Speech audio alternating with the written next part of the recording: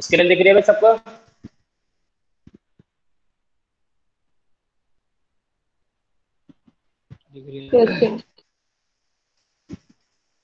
Okay,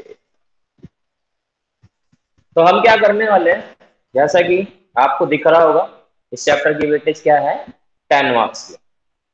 micro economics के अंदर सबसे ज्यादा मार्क्स वाला चैप्टर है ये। रीजन सिर्फ और सिर्फ इसके पीछे ये है कि ये आपका प्रैक्टिकल लाइफ से काफी कनेक्ट होता है, काफी ज्यादा कनेक्ट होता है। प्लस ये चैप्टर हमें ये दिखाने का काम करता है कि एक देश के अंदर किस तरह से नेशनल इनकम डिटरमाइंड की जाती है। हमने नेशनल इनकम के अंदर ये चीज सीखी कि हम नेशनल इनकम काउंट कैसे करते हैं। जो हमने सबसे पहला चैप्टर पढ़ा था मैक्रो इकोनॉमिक्स का, उसके अंदर हम ये देख रहे थे कि किस तरह से नेशनल इनकम काउंट कैसे की जाती है। तो कहते हैं नेशनल इनकम काउंट तो तब करेंगे जब इनकम जनरेट होगी कहीं ना कहीं से। इनकम जनरेट कब होगी? जब एम्प्लॉयमेंट जनरेट होगा कहीं ना कहीं से। तो ये चैप्टर कहता है कि होना तो सबसे पहले ये वाला चैप्टर चाहिए था, लेकिन आपको सबसे पहले चैप्टर मैक्रो इकोनॉमिक्स के अंदर दिया गया कैलकुलेशन ऑफ नेशनल इनकम। जबकि मेरे अकॉर्डिंग सबसे पहला जो चैप्टर आपकी नेशनल का मैक्रो इकोनॉमिक्स का होना चाहिए था वो ये वाला चैप्टर होना चाहिए था, determination of income and employment. क्योंकि जब तक रोजगार नहीं मिलेगा तब तक इनकम जनरेट नहीं होगी, और जब तक इनकम जनरेट नहीं होगी कैलकुलेट किसको करोगे? तो इसलिए मैं कहता हूं कि ये one of the important chapter है ओवरऑल द होल इकोनॉमिक्स। आप 12th क्लास के अंदर सबसे मेन जो चैप्टर पढ़ रहे हो वो ये वाला चैप्टर है। तो हम क्या करेंगे, इस चैप्टर को स्टार्ट जब कर रहे हैं तो उसके अंदर सबसे पहले कुछ बेसिक बेसिक कंपोनेंट्स उठाएंगे, उन बेसिक बेसिक कंपोनेंट्स के बारे में पढ़ेंगे। फिर उसके बाद हम उसको धीरे धीरे धीरे धीरे धीरे धीरे करके चैप्टर से कनेक्ट करते जाएंगे। तो यहाँ पर सबसे पहले मैं कुछ बेसिक कंपोनेंट्स लिख रहा हूँ ताकि वन बाय वन मैं उन सभी को एक्सप्लेन करता जाऊँ। मेरी आवाज प्रॉपर आ रही है? हाँ सर।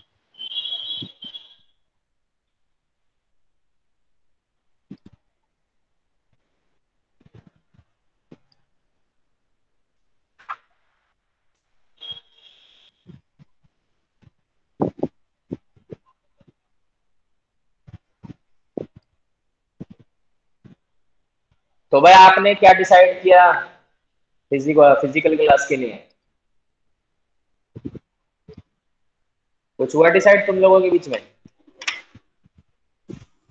यार सर बात ही नहीं करी अभी तक तो हमने। डिसाइड तो बहुत दूर की बात है।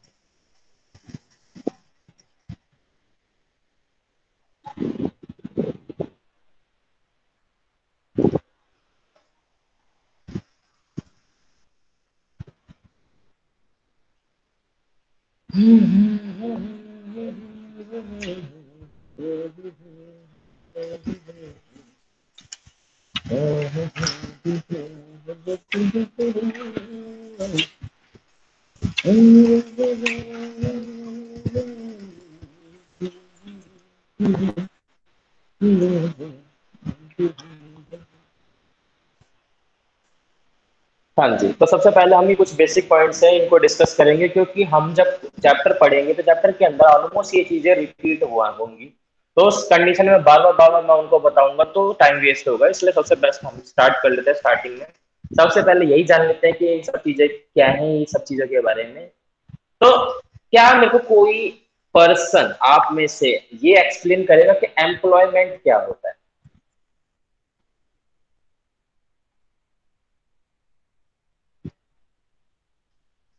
सर जो कोई लोग भी पर्सन। एग्जैक्ट सर जो लोग एग्जैक्टिंग वेज रेट पे काम कर रहे हैं। जो एग्जिस्टिंग वेज रेट पे काम कर रहे हैं उसको एम्प्लॉयमेंट बोलेंगे। पक्का? Anyone else?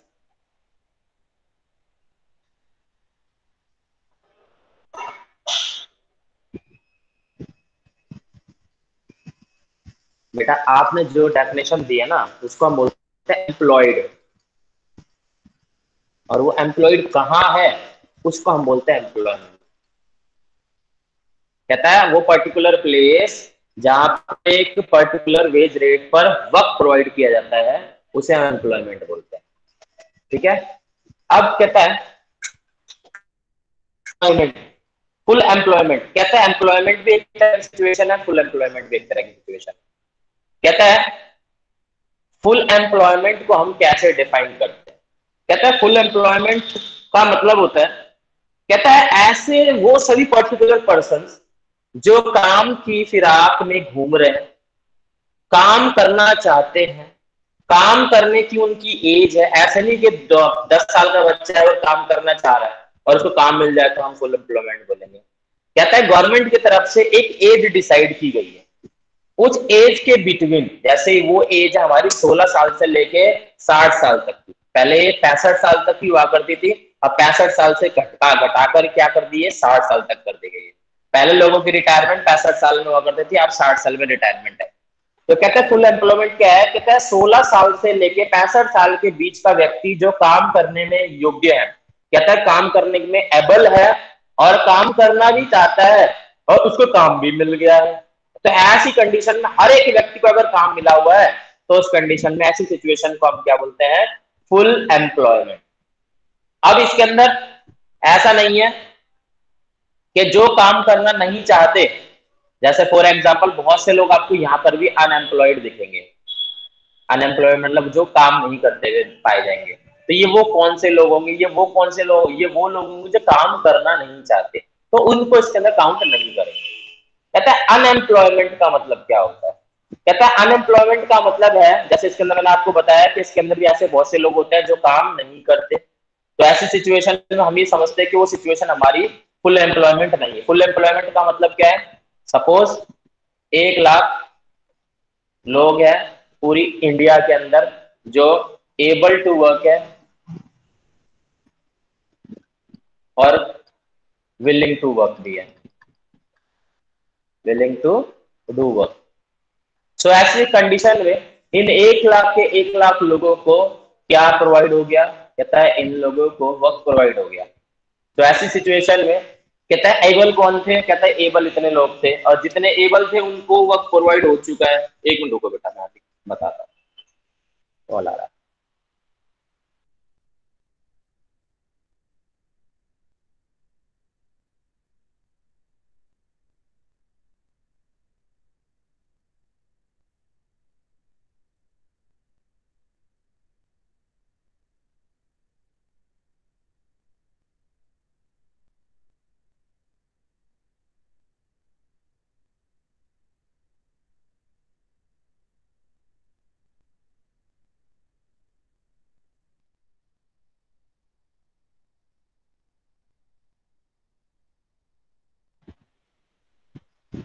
तो यहाँ पर क्या हुआ? जितने लोग काम करना चाहते हैं सबको काम मिल गया, तो ऐसी सिचुएशन को हम बोलते हैं फुल एम्प्लॉयमेंट। एक होती है अनएम्प्लॉयमेंट। अनएम्प्लॉयमेंट का मतलब है, कहता है ये जो लोग काम करना चाहते हैं इनको काम नहीं मिला, तो ऐसी सिचुएशन को हम बोलते हैं अनएम्प्लॉयमेंट। ठीक है। अब इसके बाद कहता है यहाँ पर अनएम्प्लॉयमेंट को मैंने दो तरह से कैटेगराइज किया। कहता है इनवॉलेंट्री अनएम्प्लॉयमेंट और एक है वॉलेंट्री अनएम्प्लॉयमेंट। इसके बारे में सुना आपने कभी? कोई बच्चा?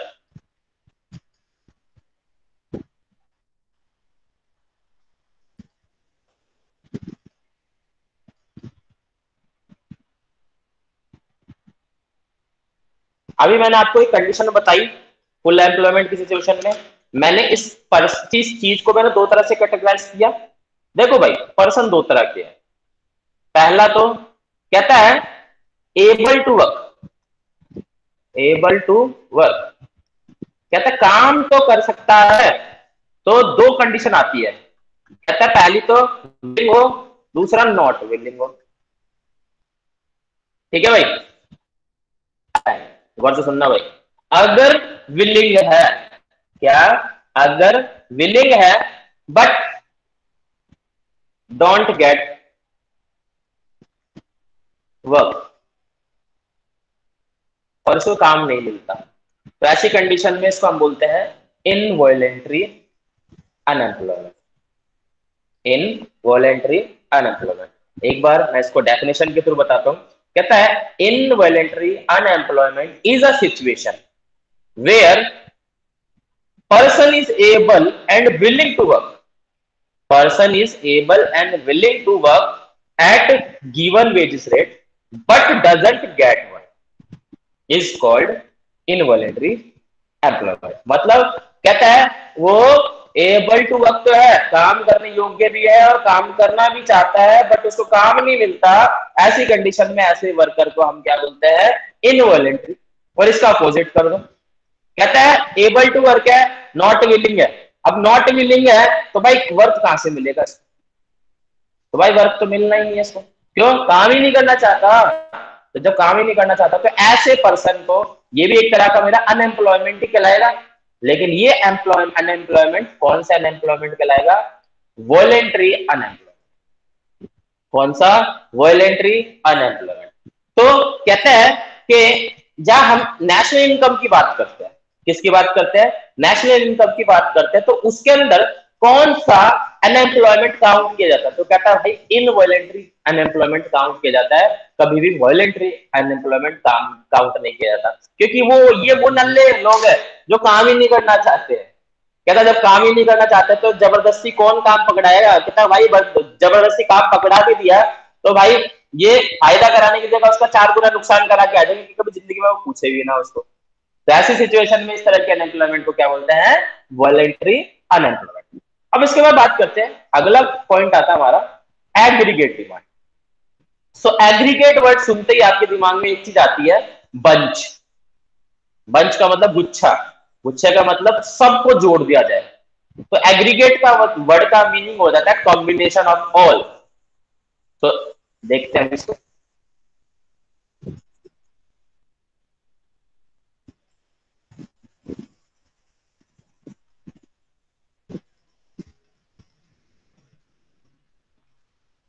कहता है एग्रीगेट ऑफ डिमांड का मतलब, कहता है ये हमारी इकोनॉमी है, ये किसी भी देश की इकोनॉमी है। कहता है इस इकोनॉमी के द्वारा टोटल जो डिमांड की जा रही है, टोटल जो डिमांड की जा रही है, उस होल डिमांड को हम एग्रीगेट डिमांड बोलते हैं। अब इसके अंदर कौन कौन होंगे, कहता है इसके अंदर इंडिविजुअल भी होगा, इसके अंदर गवर्नमेंट भी होगी, इसके अंदर प्राइवेट भी होगा, इसके अंदर मार्केट भी होगी। तो कहता है इन सभी के द्वारा जो डिमांड की जा रही है, इस होल डिमांड को हम क्या बोलते हैं, एग्रीगेट डिमांड बोलते हैं। लेकिन कहता है जब हम इस चैप्टर को आगे कंटिन्यू करेंगे तो इस चैप्टर के अंदर हम इंडिविजुअल के बारे में पढ़ेंगे, थोड़ा सा गवर्नमेंट के बारे में पढ़ेंगे, थोड़ा सा, एक मिनट कॉल आ रहा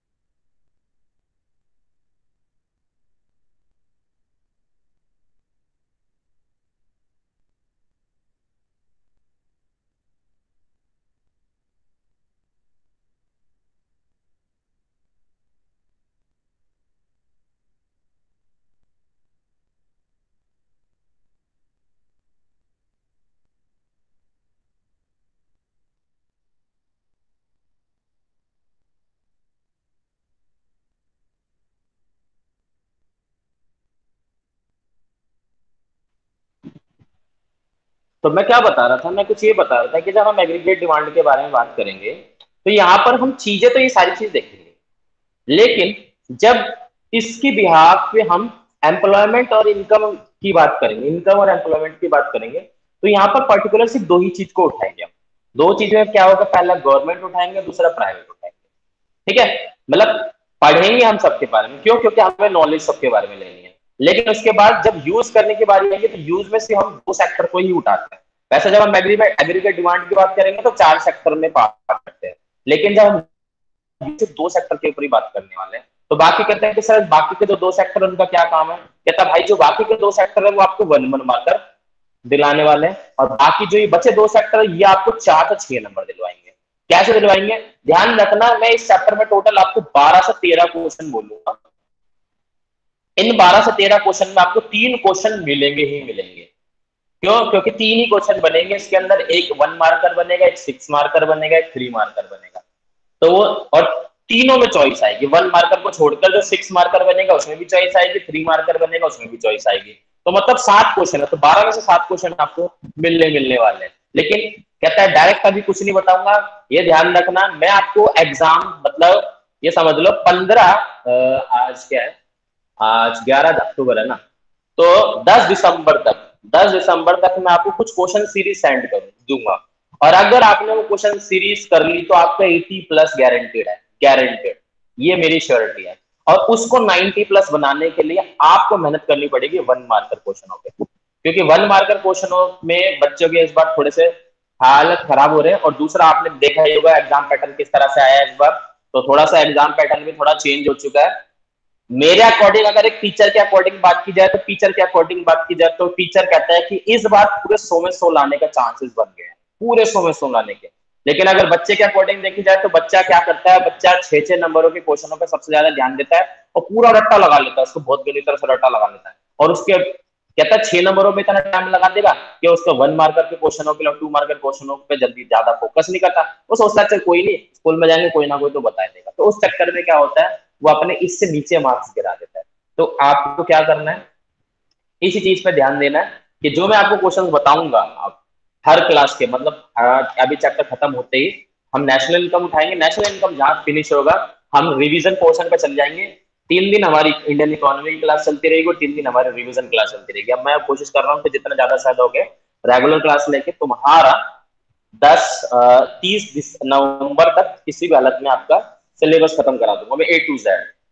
तो उसके लिए मेरी अभी कोशिश है, क्योंकि अभी कुछ नए बच्चे भी जुड़ रहे हैं तो उसलिए उनका रिवीजन कराऊंगा, तो तुम्हारे साथ उनकी रिवीजन हो जाएगी प्लस हमारा एडिशन चलता रहेगा। तो अब बात करते हैं अगला, एग्रीगेट डिमांड के बाद हमारा अगला कंसेप्ट होता है एग्रीगेट सप्लाई।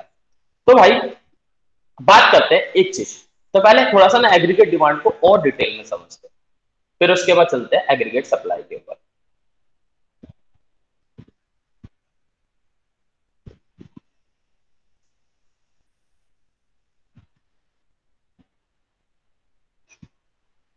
तो एग्रीगेट डिमांड, एक बार बताओ डिमांड लोग कब करते हैं? लोग डिमांड तब करते हैं जब वो उस पर क्या करना चाहते हो, यस और नो, बोलो। कहता है लोग डिमांड यस। तब करते हैं जब लोग उस पर खर्च करना चाहते हो, ठीक है, क्योंकि जब तक वो उस पर खर्च नहीं करेंगे तो क्या वो उसकी डिमांड कर लेंगे। तो भाई मेरे को आईफोन चाहिए लेकिन मैं पैसा खर्च करना नहीं चाहता, तो क्या मैं उसको डिमांड बोलूंगा? कहता नहीं, कहता डिमांड तब बोली जाती है जब मैं विलिंग टू पे हूं, विलिंग टू पे। तो इस सिचुएशन में जब भी आपके दिमाग में क्या वर्ड आए, एग्रीगेट डिमांड आए, तो उसका इनडायरेक्टली मतलब होता है टोटल एक्सपेंडिचर। कहते हैं एक इकोनॉमी एक पर्टिकुलर ईयर में कितना खर्च कर रही है, कितना खर्च कर रही है, उस टोटल खर्चे को हम क्या बोलते हैं, एग्रीगेट डिमांड। तो इसका दूसरा नाम है हमारा क्या, टोटल एक्सपेंडिचर। अब बात करते हैं एग्रीगेट सप्लाई। कहता है एग्रीगेट सप्लाई, एग्रीगेट सप्लाई में वही सेम चीज, कहता है होल इकोनॉमी में टोटल सप्लाई कितनी हो रही है, उसके होल कॉम्बिनेशन को, उसके टोटल अमाउंट को हम क्या बोलते हैं, एग्रीगेट सप्लाई बोलते हैं। अब क्वेश्चन ये उठता है कि सर एग्रीगेट सप्लाई, जैसे यहां पर एग्रीगेट डिमांड जो कनेक्ट हुआ एक्सपेंडिचर से, एग्रीगेट सप्लाई भी कनेक्ट हो सकता है। तो हाँ जी बिल्कुल हो सकता है। एक बार बताओ, कहता सप्लाई क्यों करते हैं?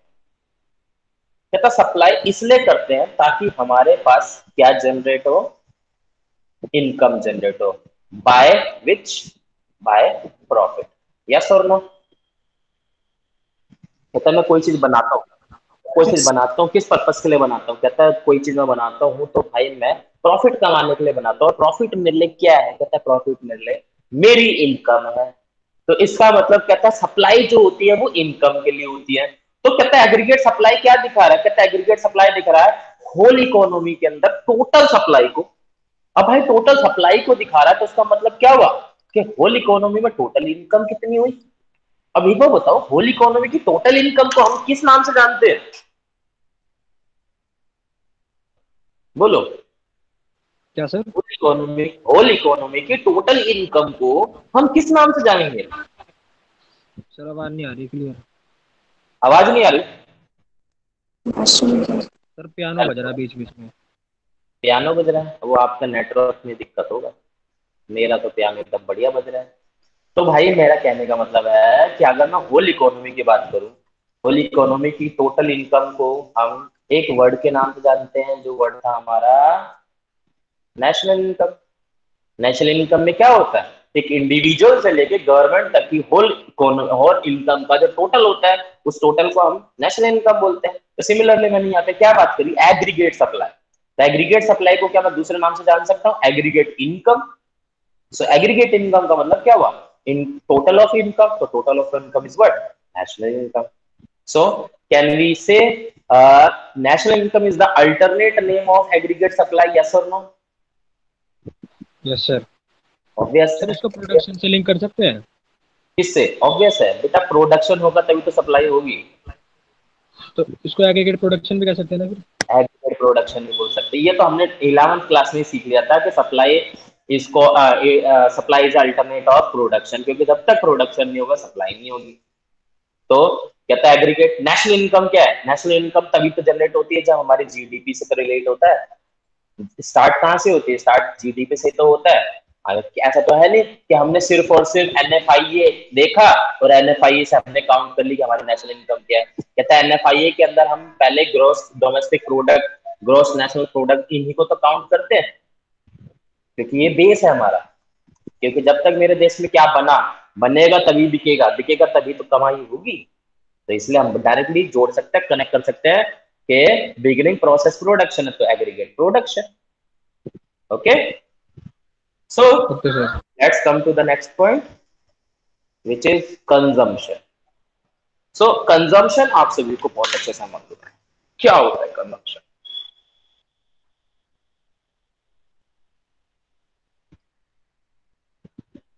ये 11th क्लास में पढ़ा हुआ, इसलिए मैं इसको डिटेल में नहीं बोलूंगा, तुम समझाओगे मुझे।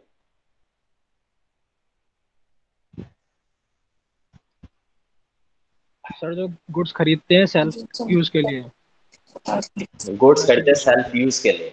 ओके, हाँ। और कोई? बाकी मुझे लगता है दो बच्चे तो सिर्फ यहाँ पे सुनने के लिए आते हैं और कुछ करने के लिए नहीं आते, है ना भाई? लवली और वैभव, फॉर्मेलिटी पूरी करने आते हो आप दोनों? नहीं सर। तो फिर अगर आप इंटरेस्ट नहीं लोगे तो फिर मेरे को भी इंटरेस्ट नहीं आता बेटा पढ़ाने में। अगर सारे बच्चे एक्टिव होंगे तो मैं डबल एक्टिव होऊंगा, लेकिन आप सिर्फ आओ सुनो और चले जाओ, आओ सुनो और चले जाओ, डिबेट ना करो। क्योंकि बेटा थ्योरी सब्जेक्ट सब्जेक्ट का मीन्स होता है कि अगर आप ज्यादा डिबेट करते हैं तो मेरा और चीजें निकालने का मन करता है, लेकिन जब मुझे लगता है कि मेरे को सामने से सिर्फ yes no yes no yes no ही रिप्लाई मिल रहा है, तो सिचुएशन में मेरा क्या होता है, मैंने कहा चलो अपनी ड्यूटी पूरी करो और जल्दी निकलो यहाँ से। ये चीज होती है। तुम ये देख रहे होगे कि जब तुमने क्लास स्टार्ट की थी तो मैं कितना एंथुजियाज्म के साथ काम करता था, लेकिन अब देखो अब कैसा हो रहा है। सिर्फ और सिर्फ ये हो रहा है क्योंकि मुझे सामने से इंटरेस्ट बहुत कम दिख रहा है। अब मुझे सामने से इंटरेस्ट कम दिखेगा तो उस सिचुएशन में भाई मेरे साथ भी ऐसा ही होगा, क्योंकि ऑनलाइन क्लास है पहली चीज, मैं तुम्हें देख नहीं सकता। दूसरी बात, कहता सुनने का दूसरा ऑप्शन है, भाई सुनने का मौका ही नहीं मिल रहा है मेरे को तुम्हें। तो उसका मतलब क्या हुआ, ना मैं सुन सकता ना मैं दे सकता। तो ऐसा मुझे ऐसा फील होता है मैं अकेला अकेला बड़बड़ाया जा रहा हूँ, और अकेला अकेला बड़बड़ाया जा रहा हूँ तो मैं बोर हो जाता हूँ 2 मिनट में, थोड़ी देर में।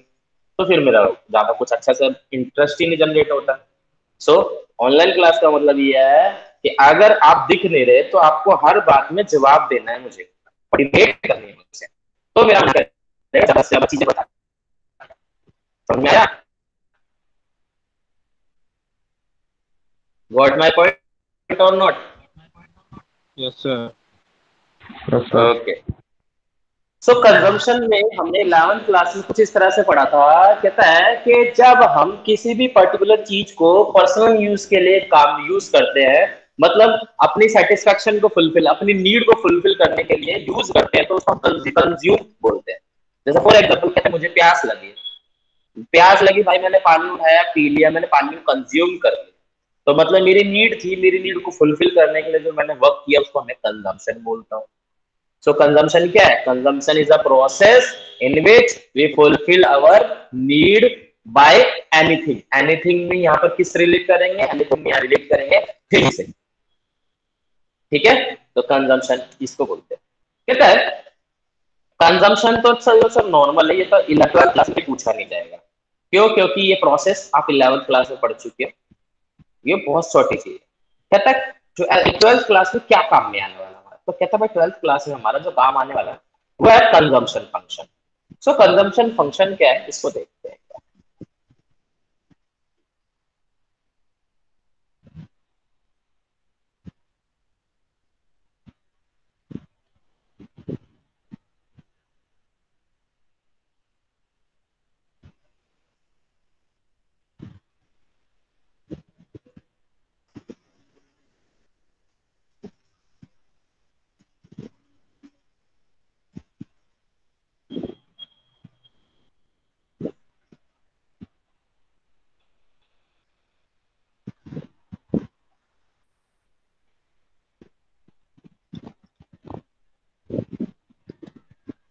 बात करते हैं कंजम्पशन फंक्शन।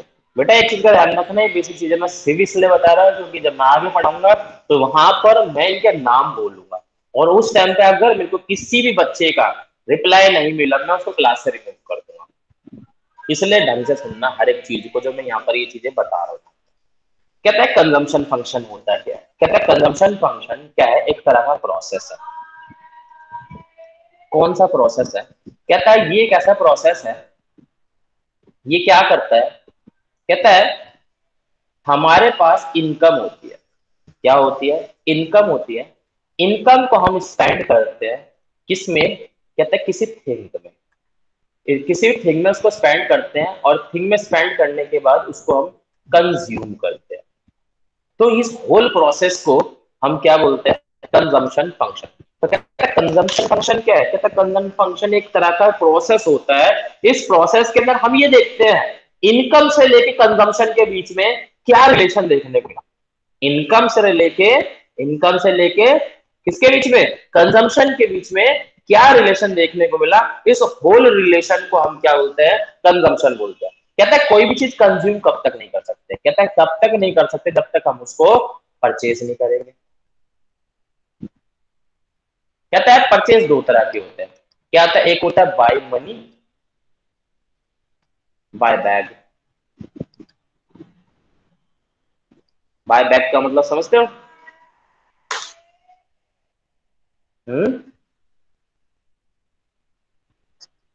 नहीं समझते? भीख मांग के कि भाई देखो कोई भी चीज मेरे पास कैसे आएगी? कहता है या तो मैं जेब से पैसा निकाल के ले लूंगा, या तो बोलूंगा ये भाई दे दे, अल्लाह के नाम पे दे दे। तो दोनों तरह से मेरे पास चीज आनी है। तो परचेज क्या है? अब यहाँ पे परचेज वर्ड जब भी लगा था तो हमारे दिमाग में एक ही चीज आती है कि यार खरीदा हो। तो खरीदना है यहाँ पर पैसे से ही नहीं है, दूसरी कंडीशन में खरीदना यहाँ पर वो भी एक तरह का स्किल है मेरी कि भाई किस तरह से मांग रहा हूँ। तो यहाँ पर दो तरह के प्रोसेस होते हैं, एक या तो मनी से या तो खरीद के भीख मांगकर। तो यहाँ पर क्या हुआ? इनकम और कंजम्पशन के बीच का जो प्रोसेस है, इनके बीच में ऐसा क्या रिलेशन देखने को मिला? तो इस होल रिलेशन को हम क्या बोलते हैं? Consumption function. तो इस कंजम्पशन फंक्शन को हम कैरी फॉरवर्ड करेंगे नेक्स्ट क्लास के अंदर, क्योंकि ये काफी काम में आएगा हमारे। उसके बाद ये कंजम्पशन फंक्शन और ये सेविंग फंक्शन, ये आपको न्यूमेरिकल क्वेश्चन दिलाता है। और ये न्यूमेरिकल क्वेश्चन आपका 4 नंबर का फिक्स मान लेना, 4 से 6 नंबर का। अब इस 4 से 6 में क्या होगा, 1 नंबर का आपका थ्योरी होगा और 3 नंबर का आपका प्रैक्टिकल क्वेश्चन होगा। 6 में आएगा तो 1 नंबर का थ्योरी होगा, तो 1 नंबर का नहीं, 2 नंबर की थ्योरी होगी तकरीबन और 4 नंबर का प्रैक्टिकल होगा। मतलब फिक्स है, कंजम्पशन फंक्शन और सेविंग फंक्शन से रिलेटेड 100% गारंटी। तो इसको कैसे क्या करेंगे क्या नहीं करेंगे वो तो हम नेक्स्ट क्लास में देखेंगे। आगे बढ़ते हैं, कहता है ऑटोनोमस कंजम्पशन क्या होता है। तो बात करते हैं क्या है ऑटोनोमस कंजम्पशन। मैंने यहाँ पर आपको कंजम्पशन प्रोसेस बताया 2 तरह से। एक तरीका मैंने आपको बताया खरीद के, और एक तरीका बताया मैंने आपको भीख मांग कर। अभी जरूरी नहीं है कि भीख मांग करने का मतलब है कि भाई रोड पे जाओ कटोरा लेके बैठो और उसी के बाद ही आए। कहते हैं कंजम्पशन ऑटोनोमस, बात करते हैं ऑटोनोमस कंजम्पशन। आपने एक बार ये ऑटोनोमस वर्ड सुन चुके हो, लेकिन वहां पर इस ऑटोनोमस का मतलब कुछ और था और यहां पर ऑटोनोमस का मतलब कुछ और है। तो मेरे को एक बार बताइए ऑटोनोमस वर्ड कहां सुना था आपने?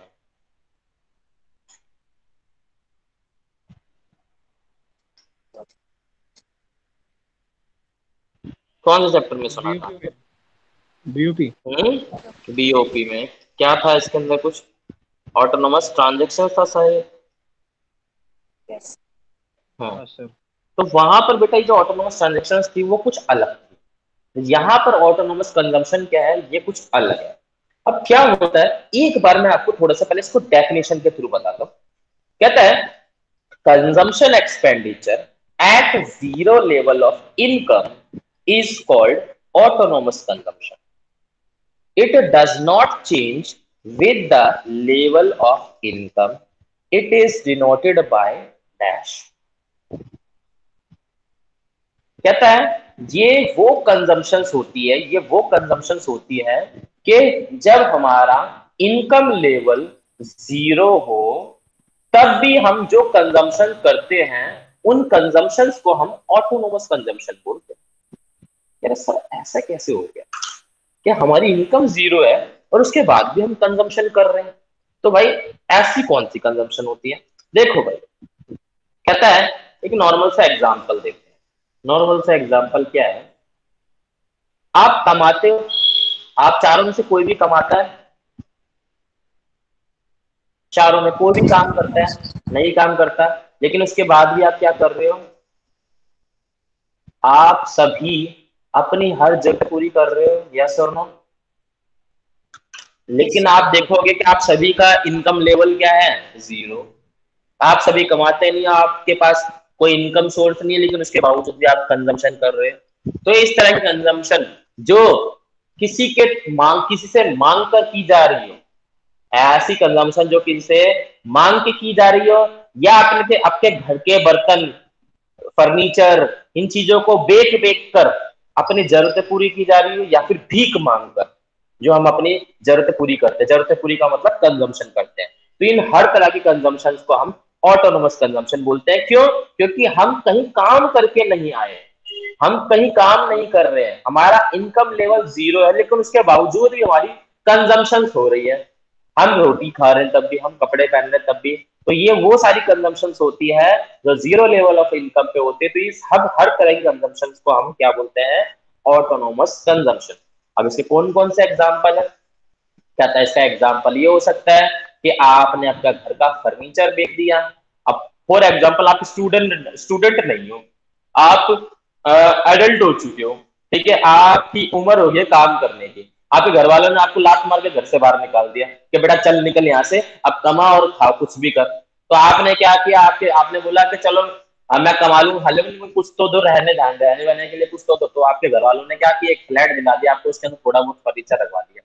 तो भाई आपने क्या किया भाई, एक दिन तो सोफा उठाया, वो बेक मारा, बेक मार के भाई आपका 10 दिन का रेंट खाने पीने का जुगाड़ निकल गया। अब भाई 10 दिन के बाद आपने सोचा अब क्या बेचूं, आपने फैन उठाया, फैन उठाने के बाद बेच दिए, यहाँ पे 2 दिन का निकल गया। फिर उसके बाद सोचा कि अब क्या करूं, तो भाई कुछ नहीं दिखा तो लैट्रिन सीट उठा के बेच दी, तो वहां से आपका 2 दिन का खर्चा निकल गया। तो यहाँ पर क्या हो रहा है, कहता है यहाँ पर आप कमा नहीं रहे, आपका इनकम लेवल 0, लेकिन उसके बावजूद भी आप अपनी जरूरतें पूरी कर रहे हो। तो जरूरतें कैसी पूरी हो रही है? घर का सामान उठा उठा के बेचकर, जो आपके पास इन्वेस्टमेंट के तौर पे पहले से पड़ा हुआ था। तो ये सारी क्या है? ये ऑटोनोमस कंजम्पशन है। इसके अलावा कहता है जब घर का सामान सारा बिक गया, अब उसके बाद कुछ नहीं बचा, लेकिन घर नहीं बेच सकते, क्योंकि घर बेचेंगे तो बाप वहां से लात मारेगा अलग से। तो ऐसी कंडीशन में आपने क्या किया कि भाई अब तो यार जॉब भी नहीं मिल रही, कुछ भी नहीं मिल रही, चलो भाई द्वारका वाला मेट्रो स्टेशन, बड़ा नाम सुना है मैंने भाई, उसके बाहर जूते चप्पल बड़े पड़े रहते हैं। मैं आपने काम किया भाई, वहां उठा उठा के देखना चालू कर दिया। उसके बाद वहां पर वो भी खत्म, अब इसके बाद कोई नहीं, वही डेरा जमा लिया, EMI दे दे, अल्लाह के नाम पे दे दे। तो ऐसी कंडीशन में भी आपके पास जो कंजम्पशन के लिए पैसे आ रहे हैं, ये सारी कंजम्पशन को आप बोलते हैं ऑटोनोमस कंजम्पशन। ठीक है भाई। सो जो ये ऑटोनोमस कंजम्पशन होती है, यही सेम टू सेम हमारी ऑटोनोमस सेविंग्स होती है। क्यों? कहता है ये ऑटोनोमस सेविंग्स, देखो कहता है ये सोफा था, ये फैन था, ये लेटरिन सीट थी, आपका फ्लैट था, ये आपने अपने लिए एक तरह से पहले से सेविंग करके रखी हुई थी, इन्वेस्टमेंट जिनको हम बोलते हैं। क्यों? क्योंकि भाई इमरजेंसी आई, अभी तो मैं आलीशान तरह से जी रहा हूँ, आलीशान तरह से रह रहा हूँ, लेकिन जब मुझे जरूरत पड़ेगी सबसे पहले इन्हीं को बेच मारूंगा। तो उस कंडीशन में कहता है कमाकर मैंने सेव नहीं किया। ऑटोनोमस सेविंग का मतलब है कमाकर मैंने सेव नहीं किया। जब अब मैं इनकम, मेरी इनकम आ रही, तो इनकम का कुछ हिस्सा मैंने रख लिया और कुछ हिस्सा मैंने सेव कर लिया, ये वो वाला सेविंग है। कहता जो मेरे पास ऑलरेडी पड़ा हुआ था पहले से, जो मैंने कमाया नहीं था, लेकिन वो मैंने पहले से ही रखा हुआ था, चाहे वो मेरे बाप दादा की देन हो, चाहे मेरे भाइयों की देन हो, चाहे भीख मांग के लाया। तो इस तरह की जो सेविंग्स होती है इसको हम ऑटोनोमस सेविंग्स बोलते हैं। तो हम इनडायरेक्टली बोलते हैं कि ऑटोनोमस कंजम्पशन और autonomous savings are same thing. तो ऑटोनोमस कंजम्पशन को हम C बार से रिप्रेजेंट करते हैं और ऑटोनोमस सेविंग को हम S बार से रिप्रेजेंट करते हैं। C बार और S बार क्या कहते हैं?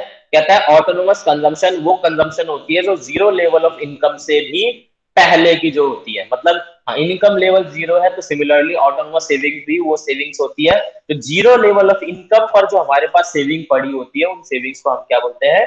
Autonomous savings. ठीक है भाई, तो यहां तक समझ में आया सभी को? Yes sir. सभी को? Yes sir. जग्गा जासूस,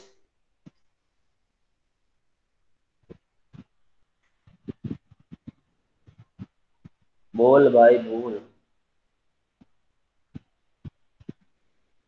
अब इसके बाद एक लास्ट कंसेप्ट बचा। तो सेविंग का तो आपको पता ही है, सेविंग क्या होती है। तो सेविंग मेरे को नहीं लगता कि मेरे को बताना जरूरत पड़ेगी सेविंग क्या होती है। कह रहे हो सर आप? मैं कह रहा हूँ सेविंग्स का तो मुझे लगता नहीं कि मेरे को सेविंग समझानी पड़ेगी कि सेविंग्स क्या होती है। क्या समझाऊं?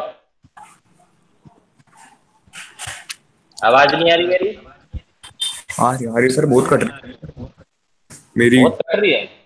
कट रही है सर, पता नहीं मेरे नेटवर्क प्रॉब्लम, कट रही है आवाज। कोई नहीं। सो अब लास्ट टॉपिक है हमारा, इसके बाद हम कुछ चीजें उठाएंगे जो मैं आपको नोट करवाऊंगा। लास्ट कंसेप्ट है हमारा क्या? ऑटोनोमस। स्पेलिंग पे फोकस नहीं कीजिएगा, क्यों मजे ले रहा है? आगे मानेगा।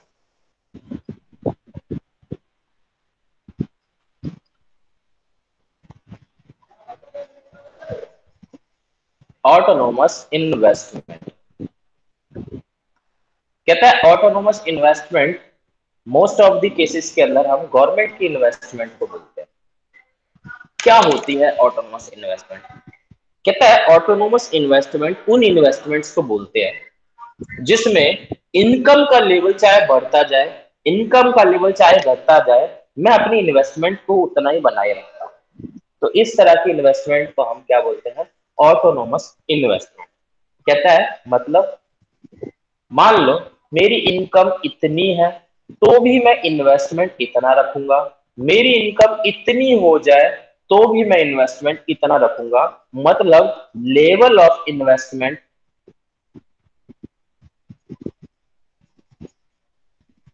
Doesn't change. तो जो मेरा लेवल ऑफ इन्वेस्टमेंट होता है उसको मैं चेंज नहीं करता, तो ऐसी इन्वेस्टमेंट को हम बोलते हैं ऑटोनोमस इन्वेस्टमेंट। कहता सर ऐसी कौन सी इन्वेस्टमेंट होती है भाई? हम जैसे फॉर एग्जांपल, मैं एक अपना छोटा सा एग्जांपल देता हूँ, मैं इसको गवर्नमेंट से कनेक्ट नहीं कर रहा, मैं इसको खुद से कनेक्ट कर रहा हूँ। LIC। LIC क्या है? कहता है लोग क्या करते हैं, एक LIC पॉलिसी लेते हैं, 20 साल की होती है, 30 साल की होती है, 40 साल की LIC पॉलिसीज होती है। इसमें क्या होता है, एवरी ईयर एक फिक्स प्रीमियम जाता है, फिक्स्ड प्रीमियम। सपोज जैसे मैंने अपनी क्या करा रखी है, मैंने अपनी 1 करोड़ की LIC करवा रखी है, तो 1 करोड़ के LIC में मेरा एक साल में 70,000 के आसपास जाता है, 70K के आसपास। ठीक है। अब चाहे मेरी इनकम 10,000 हो, चाहे मेरी इनकम 1 लाख हो, चाहे मेरी इनकम 5 लाख हो,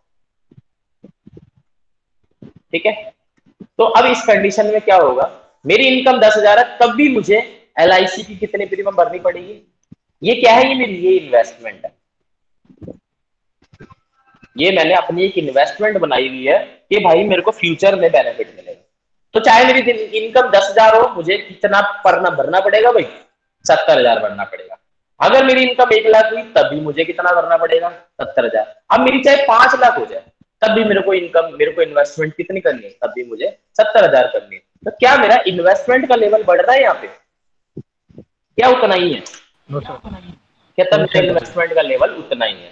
तो ऐसी इन्वेस्टमेंट को हम बोलते हैं कि इनकम का लेवल चाहे बढ़ता रहे चाहे घटता रहे, लेकिन हमारी इन्वेस्टमेंट जो है वो कांस्टेंट बनी रहे। तो ऐसी इन्वेस्टमेंट को हम क्या बोलते हैं? ऐसी इन्वेस्टमेंट को हम ऑटोनोमस इन्वेस्टमेंट बोलते हैं। क्या बोला मैंने? ऐसी इन्वेस्टमेंट को हम बोलो ऑटोनोमस इन्वेस्टमेंट। ऑटोनोमस इन्वेस्टमेंट बोलते हैं। ठीक है। सो अब बात करते हैं, थोड़ा सा आगे बढ़ते हैं। तो यहां पर अभी मैं नोट नहीं कर रहा, मैं नेक्स्ट क्लास में नोट करूंगा। अब मैं नई जितनी भी चीजें आपको बताई, इनके फिगर्स के ऊपर बात करने वाला हूं। इनके फिगर्स कैसे कैसे? तो structure of the following concepts.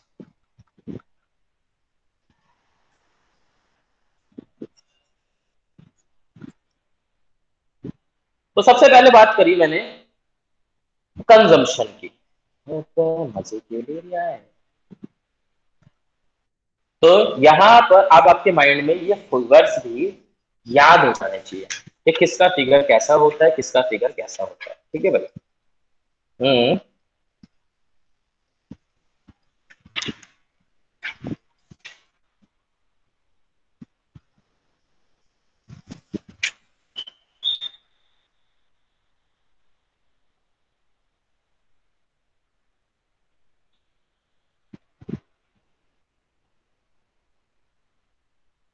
सबसे पहले बात करते हैं कंजम्पशन।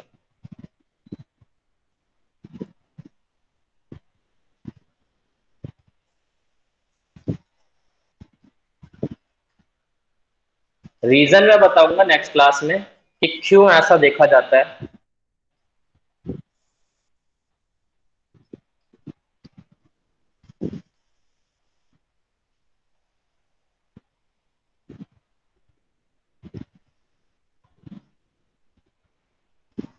कहता है जो हमारा कंजम्पशन का जो ग्राफ होता है वो कुछ ऐसा होता है, जो हमारा सेविंग का ग्राफ होता है वो कुछ ऐसा होता है। एक मिनट, एक अलग होता है।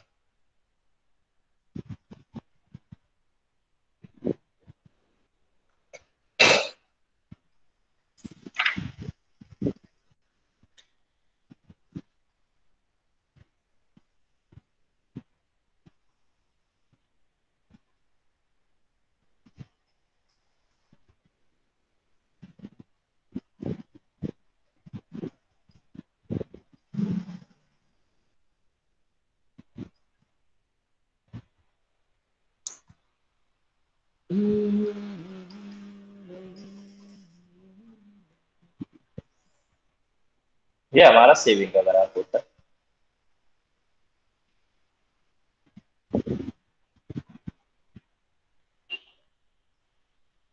कहता है ये वाला जो गैप होता है, इस गैप को हम बोलते हैं ऑटोनोमस कंजम्पशन। क्योंकि यहां देखो, कहता है यहां पर ये जो हमारा, यहां पर क्या होता है, कहता है यहां पर हमारा इनकम लेवल होता है,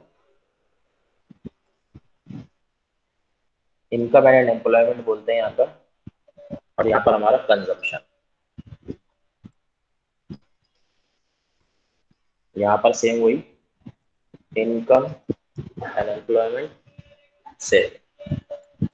अब गौर से देखना एक चीज, मैंने आपको कुछ बताया था, मैंने आपको ये बताया था कि जीरो लेवल ऑफ इनकम पर भी हमारी कुछ सेव कंजम्पशन होती है, तो उस कंजम्पशन को हम क्या बोलते हैं, ऑटोनोमस कंजम्पशन। कहता है जीरो लेवल पे भी कुछ कंजम्पशन होती थी, इस वजह से जो हमारा कंजम्पशन फंक्शन होता है वो थोड़ा सा ऊपर की तरफ बढ़ता है, यहां से कहता है जीरो से ही स्टार्ट होएगा, लेकिन कहता है इसके बीच में जो ये गैप होता है ये भी हमारी कंजम्पशन होती है, इस कंजम्पशन को हम क्या बोलते हैं, ऑटोनोमस कंजम्पशन। सिमिलरली जब यहाँ पर आप देखते हो तो यहाँ पर आप ये देखते हो कि कुछ ऐसी चीज देखने को मिली कि जो हमारा सेविंग फंक्शन है वो नेगेटिव से चालू होता है। तो नेगेटिव से क्यों चालू होता है, कहता है नेगेटिव से इसलिए चालू होता है क्योंकि इसका जो गैप होता है, कहता है ये जो गैप माना जाता है इसको हम बोलते हैं ऑटोनोमस सेविंग्स। अगर हमारी इनकम जीरो होगी तो ऑब्वियस ही बात है हमारा सेविंग भी जीरो होगा, लेकिन अगर हमारा जीरो लेवल ऑफ इनकम पर भी जो हमारी कुछ सेविंग्स देखी जाती है, जीरो लेवल ऑफ इनकम पे भी जो हमारी कुछ सेविंग्स देखी जाती है, जैसे ये वाला पार्ट आपको देखने को मिला, ऐसी सेविंग्स को हम डिस सेविंग्स के नाम से जानते हैं। किसके नाम से जानते हैं, डिस सेविंग्स।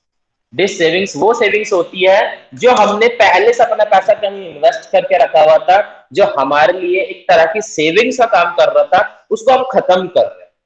फॉर एग्जाम्पल घर का फर्नीचर बेच दिया, घर के पंखे बेच दिए, लोग पैसे उधार मांग ले किसी से, अब उधार मांगने के बाद अपने ऊपर कर्जा बढ़ा लिया, तो उस कर्जे को चुकाने के लिए अपना जो मेरे पास प्रॉपर्टी उसको बेच मारा, तो इसको हम बोलते हैं डिस सेविंग्स। ठीक है, तो ये वाला जो पार्ट होता है इस पार्ट को हम क्या बोलते हैं, डिस सेविंग्स।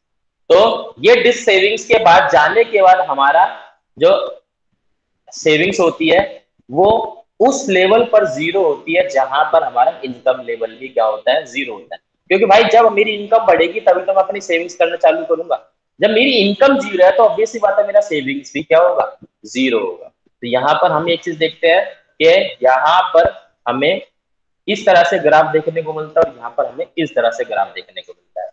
तो इसके बाद कहता है ये कहानी कहाँ आती है, कहता है हमने पढ़ा किसका, कंजम्पशन फंक्शन, यहाँ पर हमने पढ़ा सेविंग फंक्शन। फिर इसके बाद हम तीसरा फंक्शन पढ़ते हैं जिसको हम बोलते हैं ऑटोनोमस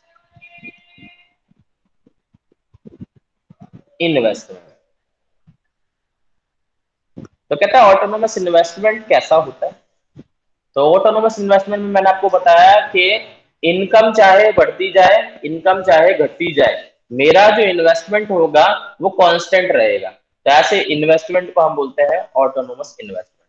तो ऑटोनोमस इन्वेस्टमेंट जो होता है वो मेरा ऐसा रहता है, हमेशा कांस्टेंट रहता है, और इसको हम आई से रिप्रेजेंट करते हैं। आई के ऊपर आप चाहो तो बार लगा दो, वैसे नॉर्मली आप आई से ही बोलते हैं उसको, तो ये चीज होती है। अब कहता है यहाँ पर कहानी क्या होती है, कहता है कहानी ये होती है, ये जो हिस्सा होता है यहाँ पर भी सेम वही चीज होती है कि ये जो हिस्सा होता है, ये जो बीच में गैप हमें देखने को मिलता है, ये आपका ऑटोनोमस कंजम्पशन का हिस्सा होता है।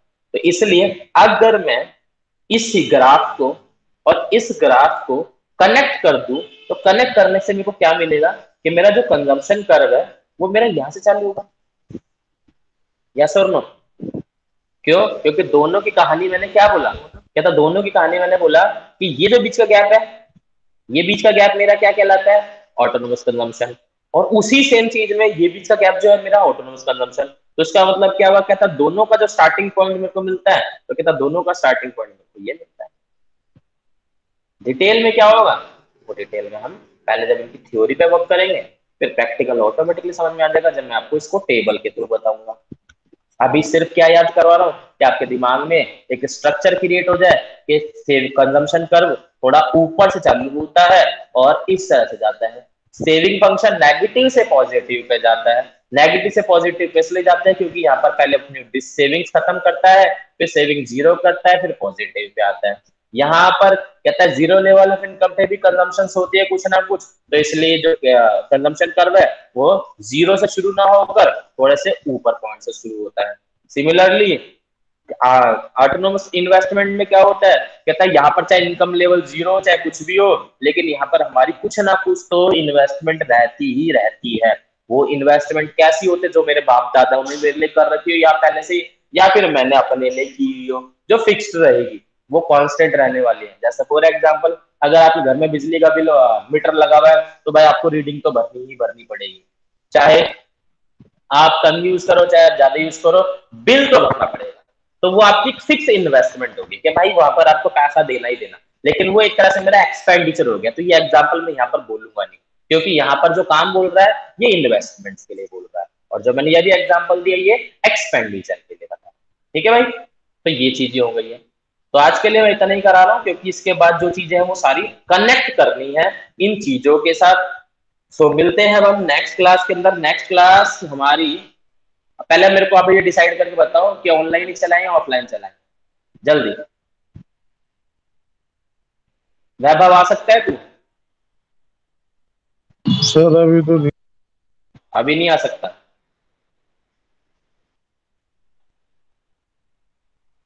क्योंकि मेरे यहाँ दिक्कत 2:30 बजे ना, यहाँ पर पता नहीं क्या इनको, कौन सा ऐसा यहाँ पर पेरिस बनाना है, जैसा क्या करना है मेरे को समझ में नहीं आता। 11-12 बजे लाइट भेजते हैं और 4 बजे लाइट आती है हमारे पास वापस, तो 2:30 बजे वाला टाइम मेरा वेस्ट हो रहा है बेकार में। इंस्टीट्यूट खोल लो। इंस्टीट्यूट तो वही तो मैं बोल रहा हूँ बेटा, इंस्टीट्यूट में आने के लिए तो बोल रहा हूँ सभी को। मैं भी तो यही बोल रहा हूँ आप सभी को, इंस्टीट्यूट में आ जाओ, इंस्टीट्यूट में पढ़ाऊंगा। भी आ जाएगा। क्या चीज? कब से आने से? भी आ जाएगा। वैभव की दिक्कत पड़ रही है ना, क्योंकि एक बच्चे को भी तो ऑनलाइन देनी पड़ेगी, पंगा ये पड़ रहा है मेरा।